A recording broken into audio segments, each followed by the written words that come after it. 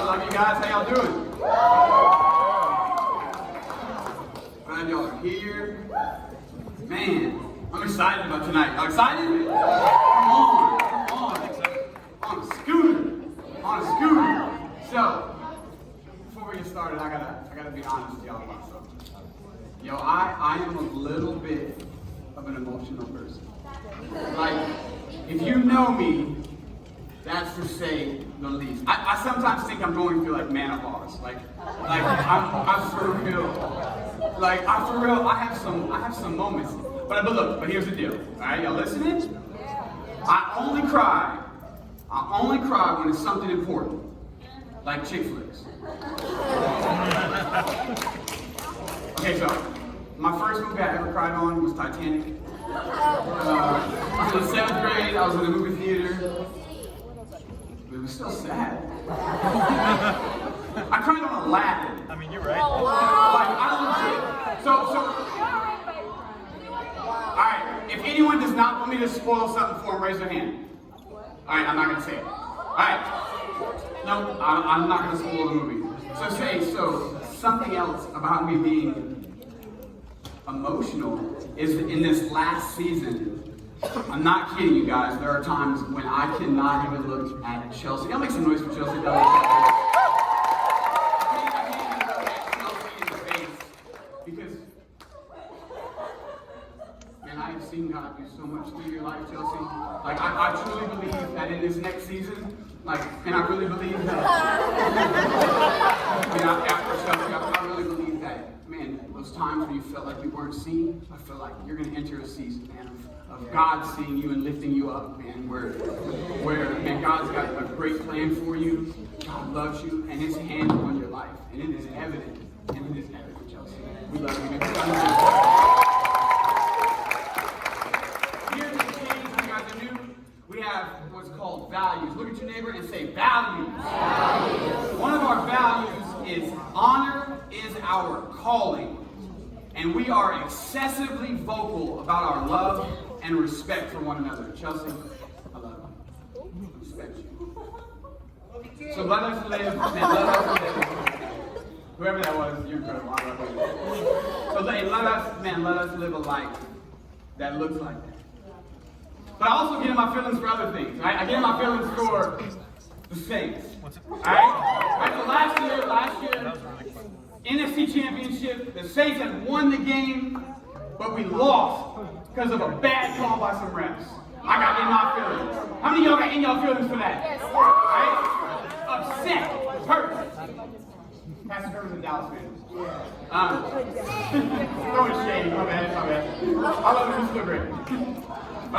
So this year the season starts and I'm ready. I'm like, man, we're gonna make up for what we didn't do last year. Man, this year's gonna be the best year yet. And then the season opener happens. So I don't know if y'all watched the season opener with Houston. How many of y'all watched that game? Alright, awesome. So I'm gonna walk you through it real quick. So I'm all pumped up, I'm ready for this new season, this new charge. Opening drive for Houston. They score a touchdown on us. So then we can't move the ball. They score another touchdown on us. So we go into half down 14-3, right? They're running the ball up and down the field, We can't get anything going. And then, to make things worse, the refs are making bad calls again. Look at your neighbor and say, what? So check it out. So the end of the game happens like this. The end of the game, the Saints are struggling to make a comeback. All right? Houston, they finally make a comeback. Houston then throws a 50-yard touchdown pass with 37 seconds on the clock in the fourth quarter in the game to take the lead. What? In my feelings. I'm freaking out. I'm upset. So then with 37 seconds left on the clock, they kick the ball back to us. Drew Brees throws two passes, ends up on the 48-yard line. That puts the field goal kicker at a 56-yard field goal. 58-yard field goal, excuse me. Most kickers in the NFL, their maximum length is 40 yards. So the most they can kick is 40. He's about to have to kick a 58-yard field goal with 1 second left on the clock to win the game. All right, throw the clip. Will Lutz. Can he put the cape on his back and become a hero here for these fans? 58-yard attempt for the win!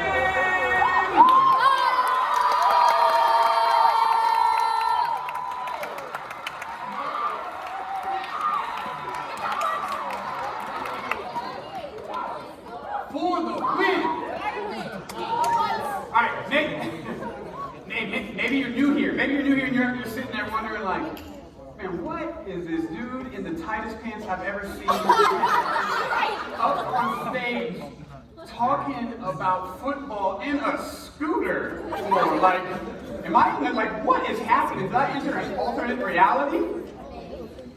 Man, maybe the enemy has been running up the score on you. Maybe you feel like you can't get ahead. And every time you feel like you do get ahead, someone throws a bad call. The very people that are supposed to help build you up and help you win this game are the very ones holding you back. They're the ones making things worse. Maybe your parents are going through a divorce. At a time you really need them in your life. And maybe you got bad grades, teacher's not on your side, she's not helping you study, you're not getting it. Maybe you're struggling with suicidal thoughts and you have no one to talk to. And maybe you're going through a bad breakup and the person that you thought was your ride or die is gone. If there's still time left on the clock, the game is not over.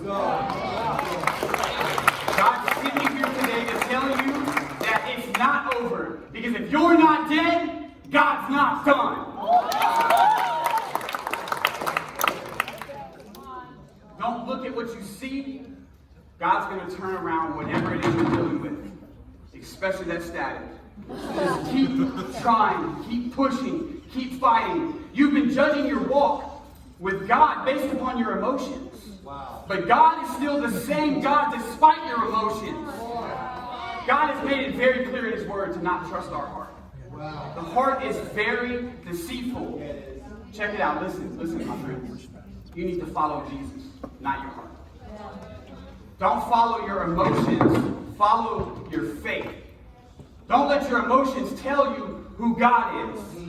This series that we're in is called In My Feelings. Look at your neighbor and say, in my feelings. And I say, get out your feelings. So that brings me to the title of my sermon. It's called In My Faith. Wow. Look at your neighbor and tell him, in your faith. So I truly believe with all my heart that there are 4 things that you need to know. There are 4 things, 4 areas that you have got to know if you want to get out of your feelings and into your faith. I believe that we find all 4 of these ideas, of these truths, in one conversation in the Bible. This conversation is between God, Satan, and the high priest Joshua. So we're going to look into the book of Zechariah. There's a passage of scripture I want to read. There's a story I want to read. But instead of reading it all up front, what we're going to do is I'm going to read a little bit. I'm going to talk a little bit. I'm going to read a little bit more. I'm going to talk a little bit more. Y'all cool with that? Yeah. All right, let's go. All right, Zechariah 3:1. Then the angel showed me Joshua, the high priest, standing before the angel of the Lord. The accuser, Satan, was there at the angel's right hand, making accusations against Joshua. Let's pray. Lord, we love you. God, we just thank you so much for who you are. Lord, I pray lives are transformed and changed by this word. Lord, I pray that this word land on fertile soil, that people are paying attention, students are paying attention, God, and that they grasp and get a hold of what you want to say here tonight. Lord, God, we love you. We thank you in advance for what you're going to do. And it's in Jesus' name we pray. Amen. All right, I want everyone to do me a favor. And since I got a mic, y'all got to listen. I need everyone to close your eyes. I want you to picture and think of the godliest person you know. If you're thinking of yourself, you're tripping. All right, so now imagine this. Y'all can open your eyes. So Joshua is the high priest of Israel. So let me explain to you who the high priest is. The high priest was the priest of priests. So he was like the pastor's pastor. So he was like Pastor Jeff Abel's pastor. He pastored the entire nation of Israel. And Israel was considered to be the holiest nation on planet Earth. So Joshua was in the holiest nation, considered the holiest person on planet Earth. Joshua, the high priest, standing before the Lord, the Bible says that Satan was there at the angel's right hand making accusations at Joshua. Satan was accusing the most holy man. Even the enemy is going to accuse the righteous. Wow. That's the first thing that you need to know to get out of your feelings and into your faith. That even the enemy accuses the righteous. If he can accuse the godliest person on planet Earth, how much more can he do to us? Wow. It reminds me that we all fall incredibly short of God's standard. And we miss the mark. Maybe you woke up and said, "Good God, it's morning." Or maybe you woke up and said, "Good morning, God." And you jump up out of bed and you walk into the kitchen and you see your younger brother or sister left their dishes in the sink and you're like, "Oh, thank you, Jesus. This is such an opportunity to serve." And you do the dishes with a smile on your face and you go to make cereal and you open the fridge and your sister drank all the milk. And you're like, "Oh, I am so glad she did not go to bed thirsty. Thank you, Jesus." So you decide, you know what, I'm going to fast for the Lord today. I'm going to go a whole day without eating, just for Jesus. And then, as you're getting on the bus to school, the bus says, "I'm running out of gas, we got to stop at the gas station." You're going to be late for school, and you say, "Oh, thank God, I can witness to somebody at the gas station." And you get down at the gas station, and you stand in front of the clerk, and you share Jesus with him, and he gets saved, and you lead him to Christ. And then you get back on the bus, you show up to school, and you preach the gospel to your teacher. She gets saved, a revival breaks out. You're laying hands on people in your class, and people are falling out in the Spirit. And you get home, and you spend the rest of your night in bed praying, thanking God for what he has done. Even on that day, you still fall incredibly short of the glory of God. Because we have all sinned. We have all fallen short. It is not something you can achieve. It is not something you can do. It is not a works-based mentality. No, it is a Savior-based mentality. Your righteousness is not dependent on you. It depends upon the Lord in heaven. Word, bro. And here's the deal. When the enemy accuses me, man, I get that fool plenty to work with. You ain't got to make stuff up. And I used to get so hammered and drunk, I would talk in cursive. Hey, you got me another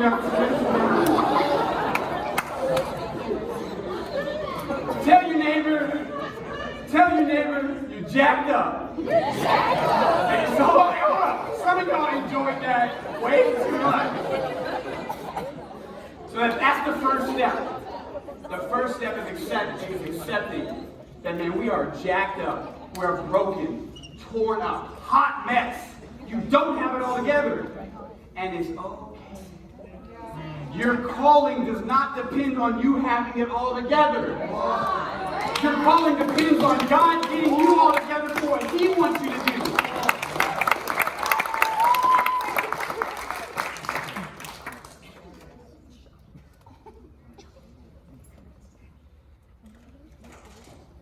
Beginning of your journey with Jesus starts an incredible journey that enters us into becoming more like Christ, into starting to get certain things together and enjoying and embracing the freedom that Christ has to offer.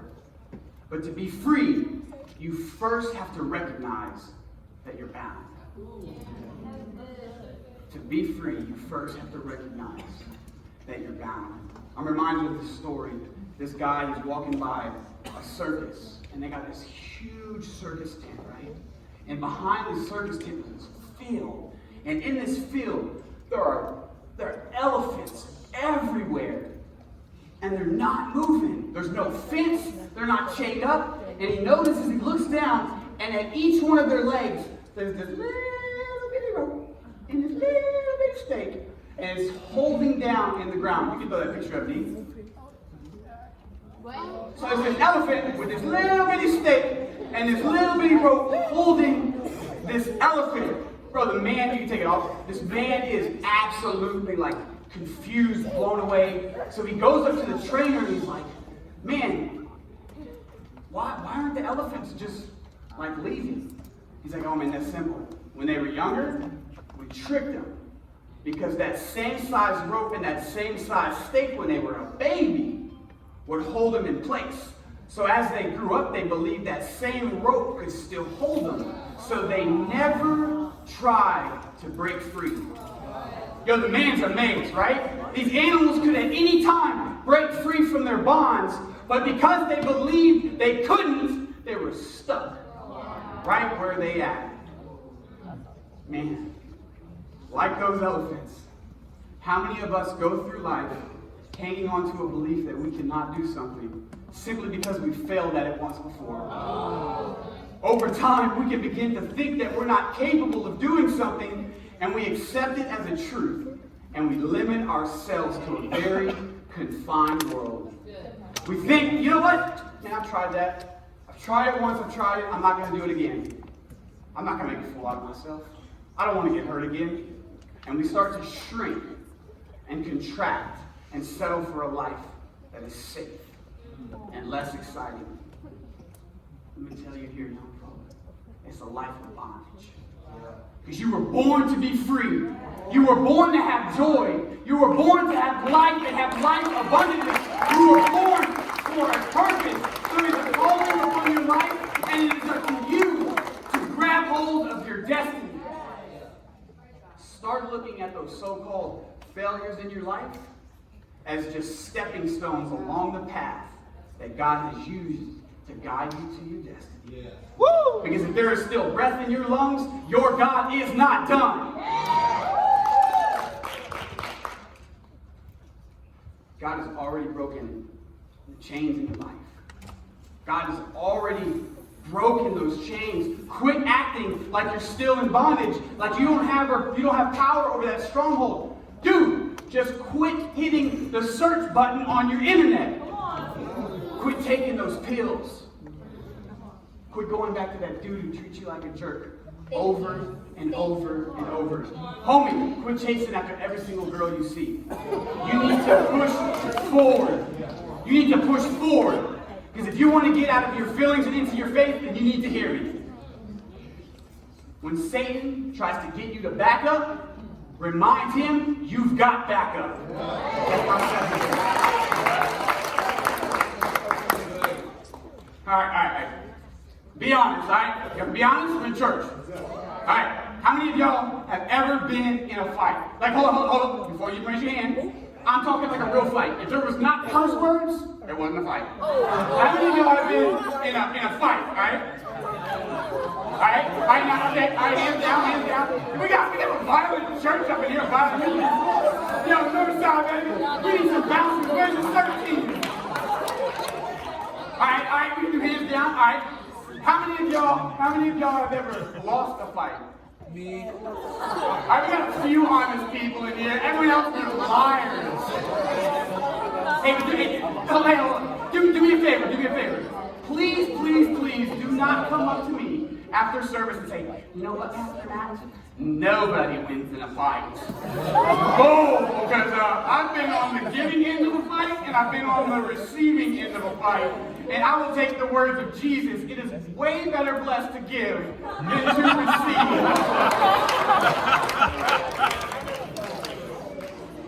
All right, since y'all brought up fighting, all right, I'm going to tell y'all a story about one time I got in a fight. So, I just graduated high school, right? My little brother's best friend, He's a freshman, and he's a little bitty guy. Sweetheart of a lion, but he's little, like little. And he's riding the bus home, and he gets off the stop at my house instead of his house. And he runs up to me, and he's crying. He's like, man, dude, like, I'm not going back to school, I'm quitting. Bro, you good? What's up? He's like, man, Puff. What a name. What? His name's Puff. Man, Puff, he's picking on me. And I've been trying to take it, but I can't, so I said something today to him. And he slapped me in the face. Everything enough. I just can't do it. I don't know what to do. All right, bro, I got you. I know where Puff lives. Let's go to Puff's house. Now, mind you, I'm out of high school. I'm 18. I'm going to freshman's house. So I show up. Hey, hold on. I do not condone fighting. Y'all better not tell many of y'all parents. I do not condone fighting. These are all horrible mistakes before Christ. All right. So I show up at Puff's door. Yo, Puff, you in there? Now, let me just say, mind you, Derek was small. Puff was almost as small. So I'm confident, like, yo, Puff, what's up? So I call Puff out. He already knew, like, because Derek's standing right there crying. You know, still got a welt on his face. Three fingers. I'm like, yo, bro, like, hey, this is my little brother, dude. Hey, you're not gonna do that to me. Come outside, we're gonna fight. So Puff, he's got like people around. He's like, all right, we got that. So he comes out, and it starts raining. As soon as he walks out, it starts drizzling. So he looks at me and he says this. He says, Matt, I've seen you fight before, bro, and I've seen you white people fight before. Y'all be taking people to the ground. He said, man, I box. I was like, all right, bro. He's like, so I'll only gonna fight you if you promise that we stand on our feet and box. I'm like, that's not really a fight. Like, all right, let's have a boxing match, man. Let's do a boxing match. So it was literally like, so my boy D-Ro gets in the middle of us and is like, all right, go. It's literally the funniest fight I've ever had. So instantly, I just swung a quick jab and I hit him right in the face. This fool says, time out. So I'm like, all right. So I stop. I let him like gain his composure. We start talking about like the weather. So he's like, all right, I'm ready. Let's do this. So we get back together. Round 2. And we kind of square up. I end up hitting him and he falls into some like little 2x4s laying on the ground. This fool from the ground. Time out. All right. Dude, get back up. Punch is done. So, boy walks up and he's like, all right, go. So the third time, I go to step forward and I step in a hole. And I literally fall on my face. This fool jumps on my back and starts punching me in the back of the head. I'm like, are you serious?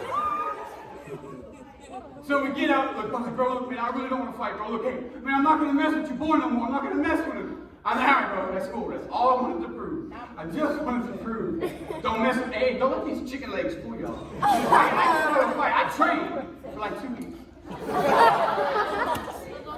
But Derek could get back on that bus, and he never had a fight again. He just needed to remind Puff that he had backup. And he can hold his head up because he knew who he had on his back. He knew who was backing him up. Check out what Zechariah says. It says, and the Lord said to Satan, I, the Lord, reject your accusations, Satan. I, the Lord, reject your accusations. Joshua is standing accused by Satan, but he didn't have to fight back. The Lord said to Satan, I reject your accusations. I came to tell you and remind you about who's backing you. Your Father in heaven is fighting for you. Your Father in heaven is your defender. He's going to bat for you. He's here for you. He's not against you. And you know why? You know why? Because he's your Father in heaven. And God says, don't mess with my kids. I know what my son did, and even I don't hold that against him. So that means before he created you, he knew about your lying. Before he created you, he knew about your failed grades. Before he created you, he knew about your porn addiction. Before he created you, you knew about that abortion. Before he created you, you knew about the sex you were having outside of marriage. Before he created you, you knew about those drugs. Before he created you, he knew that you were going to battle a season of identifying with who you were, with male or female. If you like men, you like women, you knew it. He knew it. He's your Father in heaven. When the enemy brings up those lies, remind him of this truth. I need everyone to hear me. Tell the enemy he's done because of what he's done.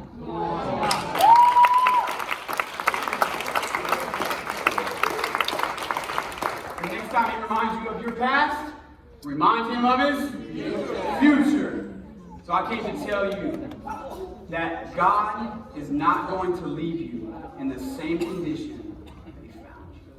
God is not going to leave you in the same condition that he found you.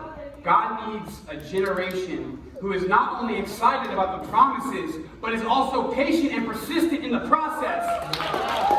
Zechariah 3:3-5, continuing on in the story, says this. Joshua's clothing was filthy as he stood there before the angel. So the angel said to the others standing there, "Take off his filthy clothes." And turning to Joshua, he said, "See, I have taken away your sins, and now I am giving you these new fine clothes." And then I said, "They should also place a clean turban on his head." So they put a clean priestly turban on his head and dressed him in new clothes while the angel of the Lord stood by. You guys ever have those moments where you wish you could just erase them from your memory? Yeah. So I was in the 4th grade. I'm 9 years old. And I decided for the first time in my life I'm going to skip school. Alright? So skip school. Our house was literally 1 block away. So I skipped school thinking the house is empty, run into the front door, I use the bathroom, go to open the door in the bathroom, and there stands my mom, both naked, getting dressed. Okay, so I think that's why I started using drugs. I think so my mom's reaction is,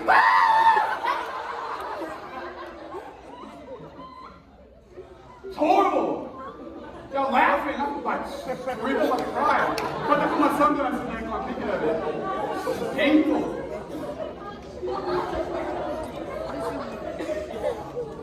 Just as much as I didn't like seeing my mom change, she didn't like me seeing her change either. You see?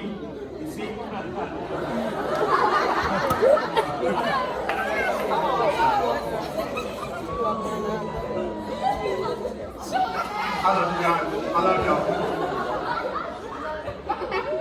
So we don't like people to see us change, and people don't like to see you change.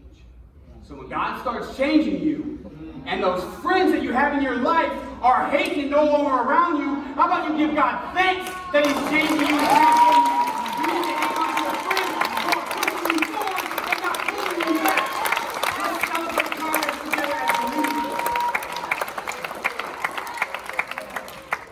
Because when you are going to fall, and trust me, you're going to fall. The Bible it's a promise. We are going to fall. And when we fall, who's helping us get back up?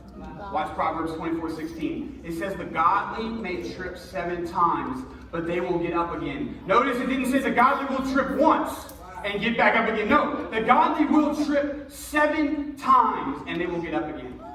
But one disaster is enough to overthrow the wicked. I'm here to tell someone this evening that you need a group of friends. You need a group of believing friends who's going to help get you to where God's called you to, that's going to be there when you feel like there's no hope. Because there is hope, there is a Savior, and then you got back up. And if you're not dead, God's not done.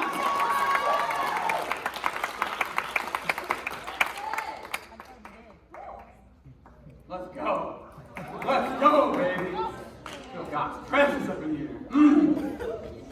You're only defeated. Check this out. You're only defeated if you give up.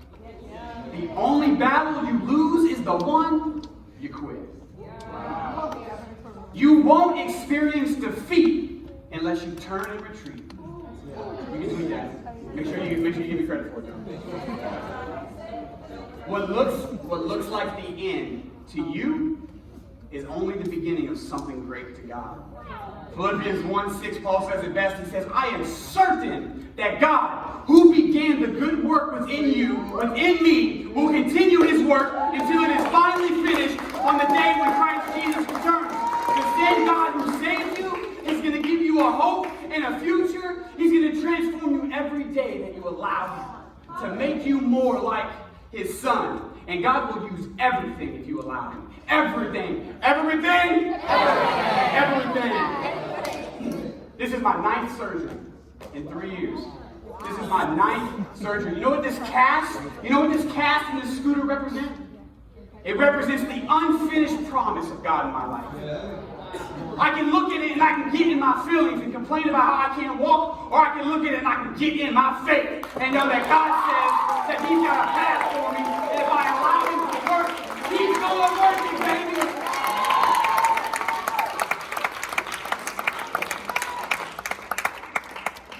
What's your cast?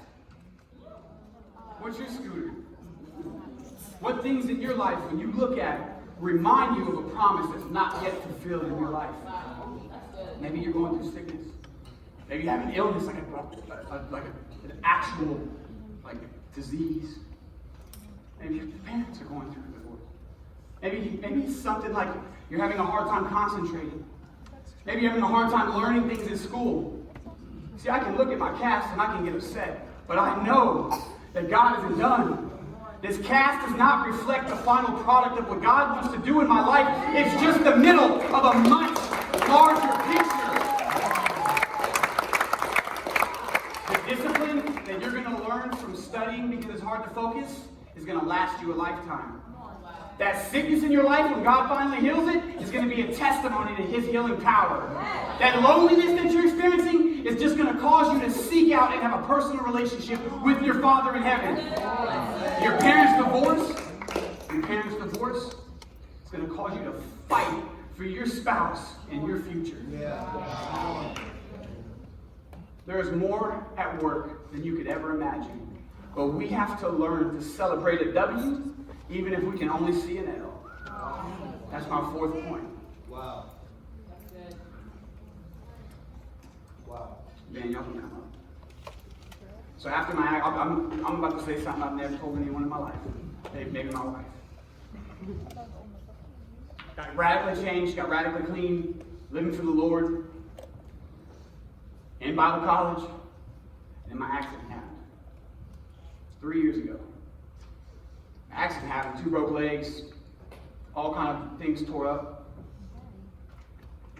They gave me pain pills. I was in the hospital. I took the pain pills. I used to be addicted to them. It was cool in the hospital, but when they sent me home with that bottle, I lasted about a week. And I was taking 2 times my dose. I was taking 3 times my dose. I was taking 4 times my dose. The hard part was, the easy part really, was I could call my doctor at any moment and get a refill. So here I am, knowing I'm called to ministry, living for God, loving God, doing devotions, high as a kite. After being delivered for 4 years. But you know what? God took that messed up person like me and said, Matt, I still have a plan for your life. Because if you're not dead, I'm not done.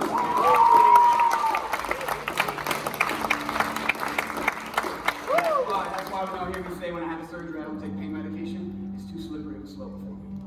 I can't risk it. I've tried. Know your weaknesses. Know where your flesh is more vulnerable in certain areas than others. We got weaknesses. If you think you don't have weaknesses, you got a blind spot. Check out this last scripture. Zechariah 3:7 says, "This is what the Lord of heaven's army says. If you follow my ways and carefully serve me, then you will be given authority over my temple and its courtyards, and I will let you walk among these others standing here." Did you guys hear that? Zechariah was given authority over the temple courtyards, despite those sins, despite those dirty clothes, despite those enemies and accusations. You see, what we see as a disadvantage, God sees as the key for breakthrough. Everything God does is on purpose, for a purpose, and one mess up does not throw a kink in God's entire plan. So what if you have doubts? I doubt. I've doubted. I'm doubting right now. Does that mean I'm stepping out of God's promises and plans? No. It just means that God is bigger than your doubt. And He deserves your shout, not your pout. So get into your feelings, get out of your feelings, and get into your faith. Because if you're not dead, I'm here to tell you, Micah, God's not done.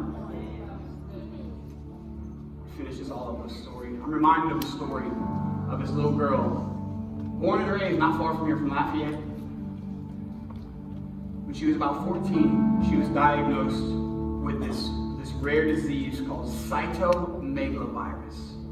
It's an immune deficiency that kept her homebound. She missed prom, she missed homecoming. This disease made her body so weak that some days she could not get out of bed. She would literally just lay there. And so her mom, trying to do anything to help her daughter, decided that she was going to get her a voice trainer. And so this voice trainer would come in and would help this girl sing and learn to sing in the pain. Some days she would be so weak, she couldn't even sing. And she said on those days she would go into her prayer closet. She said she was so weak she couldn't even get up on her knees. She would lay face flat on the carpet and she would cry out, God, why? Why? Why am I going through this? God started giving her visions of her future. She started seeing herself getting off of tour buses. She started seeing herself singing in front of millions of people. So she just kept singing when she had the strength. Today, if you ask that girl about those 2 years of agony it took before God healed her, she says this. Listen closely. I fell in love. It became my healing. It was from that space where the songs I have written come from. I feel like that because of that experience, I could live a lifetime off just those 2 years. You see, that place of confinement birthed a place of her calling. That person later went on to write songs such as You Say